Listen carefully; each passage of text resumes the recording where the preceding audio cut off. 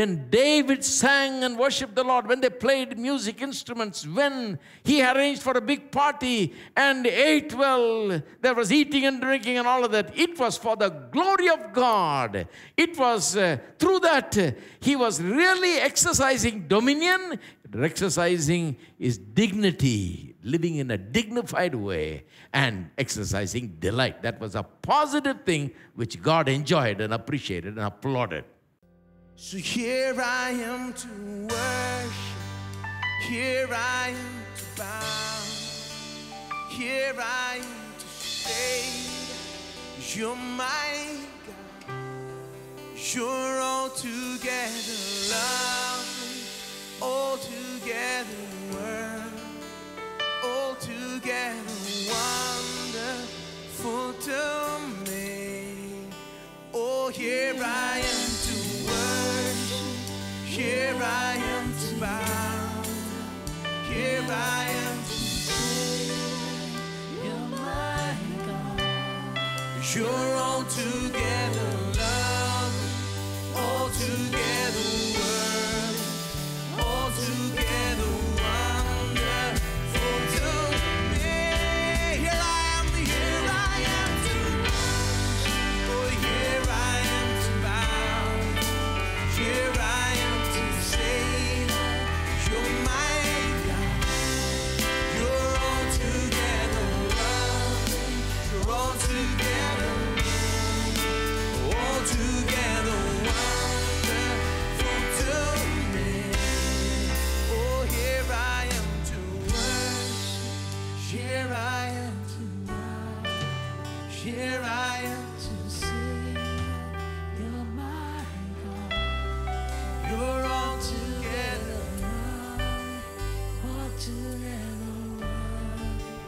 altogether wonderful to me.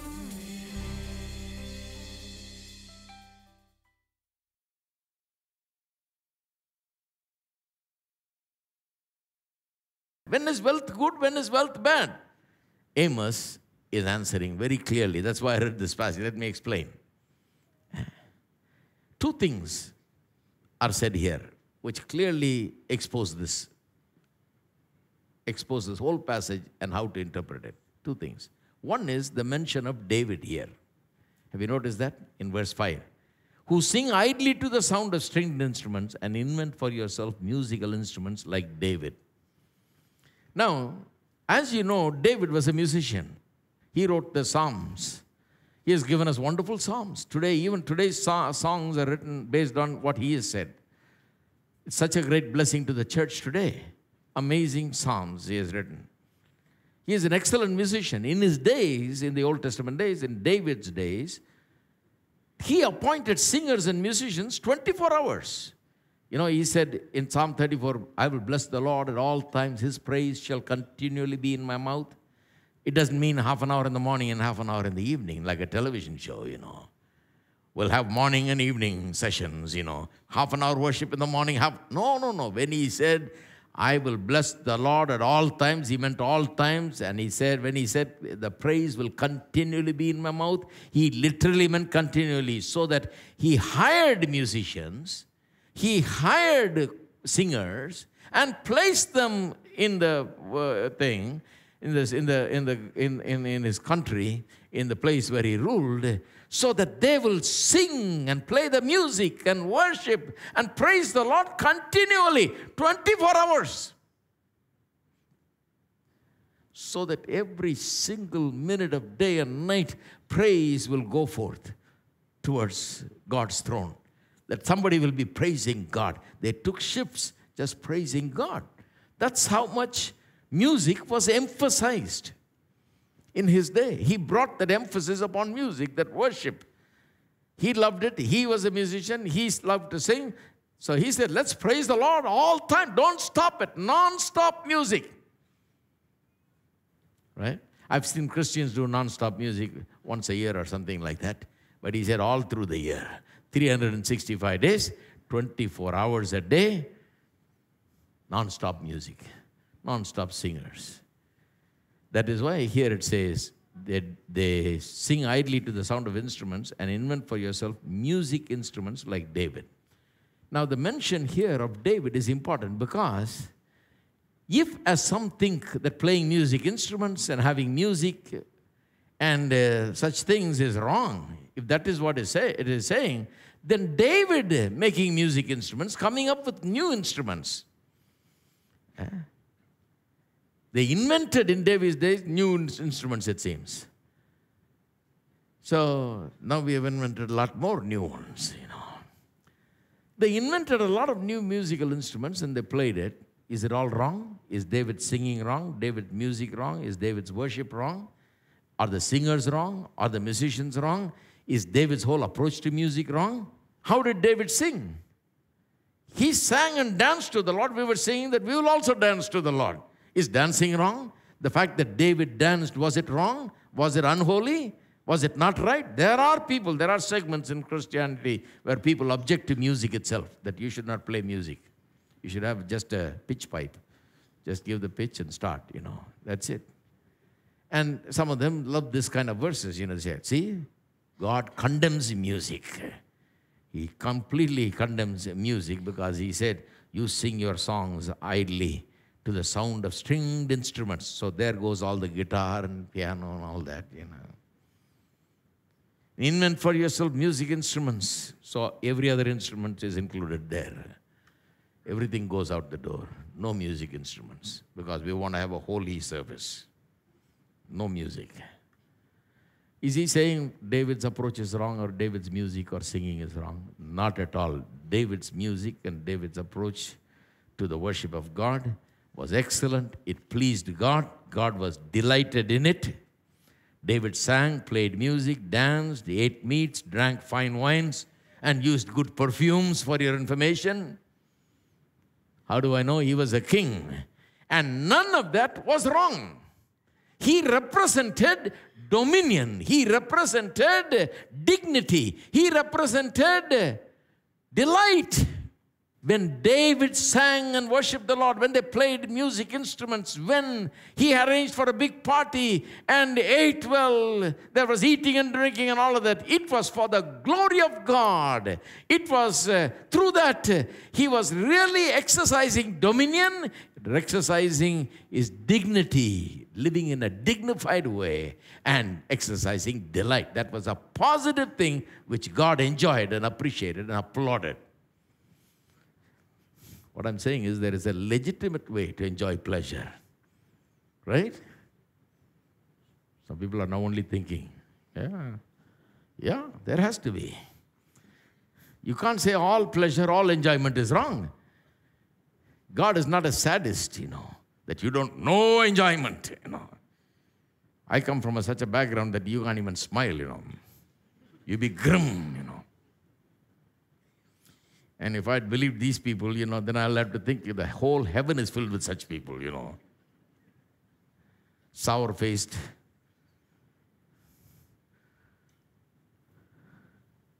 Enjoyment of good kind is there.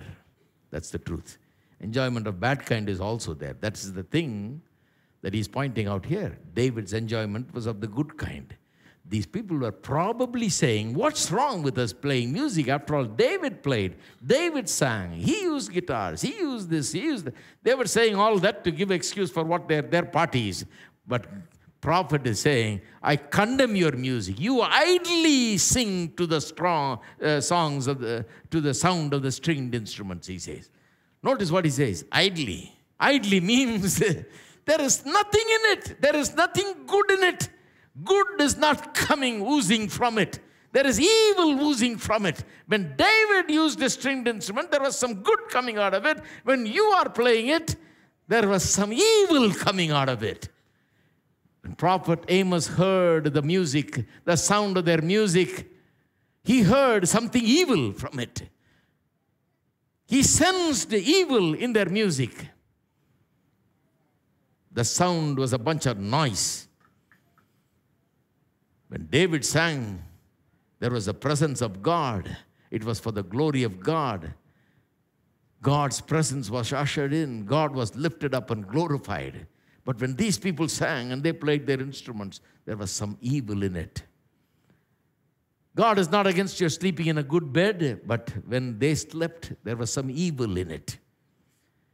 God is not interested in knowing what bed you sleep in, how much it cost, for your information.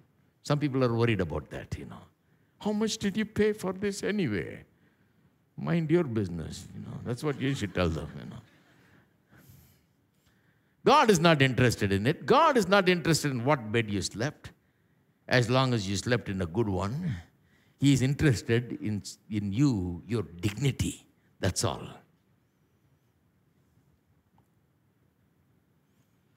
Why is he mad then? Why is the prophet mad?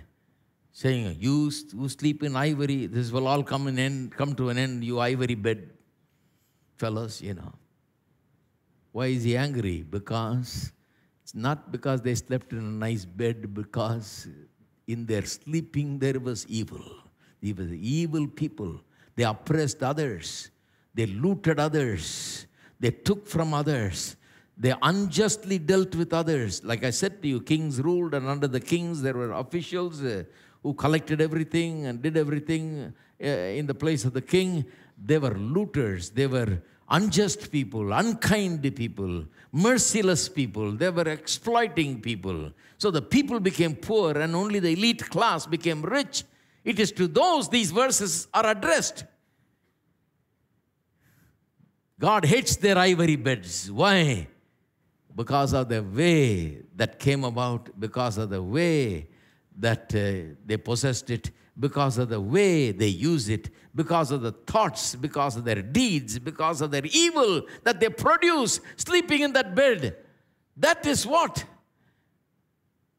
God is condemning here. I'm sure David slept in a good bed.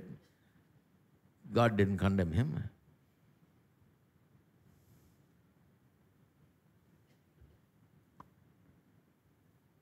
In their eating and drinking, when they fried their meat, God was smelling something bad.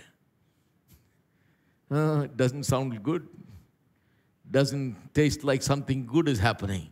When David had a party and fried meat, no problem. God said, that's good. Enjoy yourself. In fact, God says, have a feast. Have a banquet. Enjoy. But here, he condemns their eating and drinking, because in their eating and drinking also there was evil.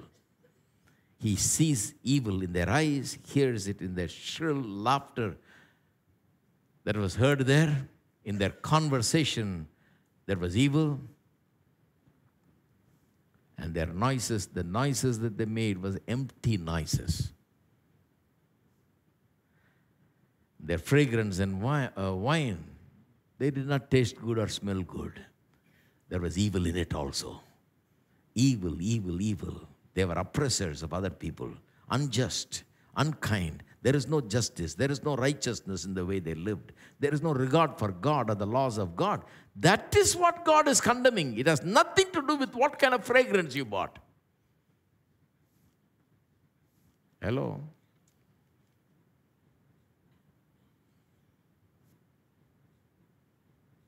Not at all. God is not interested in what bed you sleep in, what fragrance you bought, Old Spice or, whatever, musk or whatever, He's not interested in all that. But people take these verses like that. One fellow said, you can wear jewelry, but it should not hang from your ears. It must be stuck here. So where does it say that, man? Why you're making Bible to say whatever you want to say? I mean, I've heard from people, they use verses like this for their own convenience. God is not interested in any of those things. God brought them to a promised land, gave them all comfort, every convenience and every good thing beyond anything that they could imagine or ask. But they did not respect God or His laws and live by His ways. And that is what He is condemning. He's saying, you are enjoying all of this, but you don't know who gave it, for what purpose. That's why I condemn you, he said. The next statement, one is about David, right? You notice what it says about David. What David was not wrong. It was right. But what they did was wrong. That's where you draw the line. We are talking about where to draw the line between good and evil. What David did was good. What these people did is wrong. They both sang, both played instrument, everything. But that was right. This was wrong. Secondly, another line comes here in verse 6. It says, but are not grieved for the affliction of Joseph. You do all these things, sleep in beds and good beds and music and wine and perfume and all that. But then he says, but you're not grieved for the affliction of Joseph. What does that mean? It shows that these people did not care about what is going on around them, the social and economic ruin that has come upon the people. As the rulers ate and drank and looted and enjoyed life, people are going to waste. Their poor is getting poorer, rich is getting richer. They did not care about what is happening in their society. There is no burden, there is no sorrow, there is no grief. Nothing. They're simply enjoying them. As long as they got it, it's fine. They don't care whether anybody else is fine or not. And God says, that is what I hate about this. That is why I hate what you're doing. That is why I hate your enjoyment of these things. Because you never carry within you a healthy grief about what is happening around you. There is no healthy sorrow that every Christian ought to have, every child of God ought to have about the evil that is around. While we are enjoying good things, we cannot enjoy like others. We must have a burden in our hearts and a grief that is godly in our hearts about the injustice, about what the wrongs that are around us. There is no sense of that. They're numb to that. They're just into enjoyment of things for the sake of enjoyment. Don't have spiritual awareness at all. That is the point there. Then thirdly, look at verse 7. They shall now go captive as the first of the captives, and those who recline at the banquets shall be removed. It's talking about banquets. Is God against banquets? You should not have a banquet?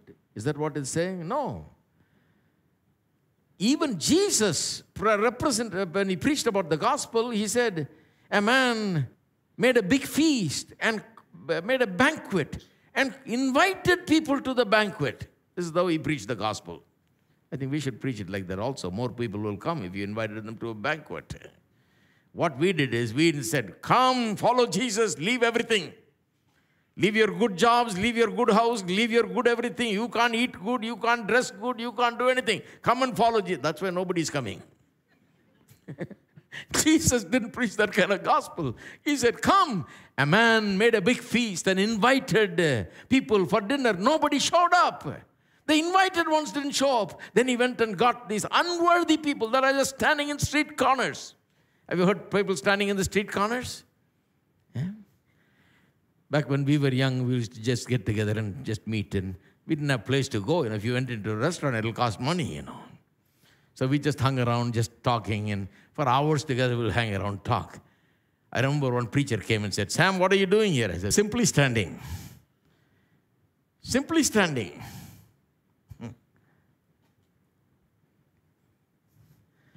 God called such people, the useless ones, the ones that didn't know what to do with their lives, the ones that didn't have any vision, the ones that didn't have any purpose, the ones that were simply just going about not knowing the direction for their lives. He said, well, a feast has been arranged. The invited ones, they didn't show up. Why don't you guys come, because the food is going to go waste? There's a big feast arranged. Come on in. And all these guys, useless guys, turned up. And they became the guests now. And a lot of us came in like that. What I'm saying is, banquet is not bad. God himself, Jesus himself, represents the gospel as a banquet that was arranged, and people are invited to feast at the table at that banquet. Banquet is not wrong. Then why is he condemning banquet, and why is he saying that these people that are in the banquet will be removed? Why? The banquet will come to an end. God is not against banquet. It's a wrong kind of banquet. You're enjoying things, but no respect for God, God's laws, no honoring God, no living for the glory of God, not realizing the purpose of God. It's a total condemnation of these things. Now, this is all to the people of Israel, he's saying. But the context is a much, much bigger context. If you read the first chapter, I don't want to go through the entire book of Amos, but if you read the first chapter from verse 3 to all the way to verse 13, I think, if you read, he's condemning the nations around. 6 nations, he's condemning them for various reasons. Most of it is like this, God not only delivered the people of Israel from their bondage and brought them to the promised land, God says, I also delivered them. Do you know many people that don't even know God, God delivered them. God has blessed them. God has blessed their business. God has blessed their families. God has delivered them, safeguarded them, protected them many times. They don't even know. The Edomites didn't know. The Ammonites didn't know. People in Tyre didn't know. Gaza, the people didn't know. The Philistines didn't know. God was actually helping them because God did not want everybody to be destroyed by just their wickedness. So he was intervening in history many times and saving people even though they are not God's people. Israel is God's people. God is not against everybody else. He's saving them. He says, you read the book of Amos, it's very interesting. I brought them out of bondage. I brought them out of slavery. I blessed them. These ungodly people. God says, I blessed them. I brought them out. I saved them. I protected them. But when they were brought out and when I empowered them and strengthened them and gave them a good place to stay and everything, they turned around and oppressed others. Whatever oppression they were going on, they were oppressing others with now. They should have realized that they suffered oppression, and under the oppression, they longed for freedom. They longed for dominion, dignity, and delight. And I brought them into it. But they refused to give others dominion, dignity, and delight. They treated bad others that were under them. They oppressed them. They took advantage and exploited them, he says. And in that context, dealing with all those nations and pronouncing judgment, he then comes to the Israelites and pronounces judgment also because their problem also is the same. They were delivered from Egypt, from the slavery, brought into a good land. Now they are oppressing each other, doing injustice. There is no righteousness. The Egyptians treated them so badly. They lived under abject poverty and slavery. They should have learned a lesson that they should not do it to anybody else. But they come and they form a nation and they are doing it to one another. They are oppressing one another. He says, I empowered you, I gave you power, not to abuse others. But I brought you up so that when you come up, you will bring others up with you. You will show the way for others to enter into dominion, delight, and dignity. But you never did that. That is the thing that the prophet is angry and pronouncing judgment about. Now, taking these kinds of verses, which are said in these contexts, and preaching to the church people who live in a democratic society where you do a business, you get yourself educated, you practice a profession, you work very hard, and you become good at it, and you start a business, you employ 100 people under you, and you are helping so many people because your business is there, 100 people have got jobs. And such people come to church, and we are telling them, you rich. You're all going to go to hell because you're rich, simply because you're rich. You got too much, too much, too much, too much. That is wrong. That's a wrong kind of application. We live in a totally different society. We don't live under kings and we don't live under that system, that level of wickedness and things like that. We are not living under. We are not, at least the people that are coming to church, the believers, Christian believers, are not into it. Everybody, like I said, they are teachers and business people and working in other professions. They're not, they're not going out and oppressing somebody and doing things. They're ordinary people. They're working their way up in a democratic setup. We can't apply these things straight away to them and condemn them for being well off, and earning so much. Just the earning so much is not evil because there is a good kind of delight and dominion and dignity, and that's what it's all about.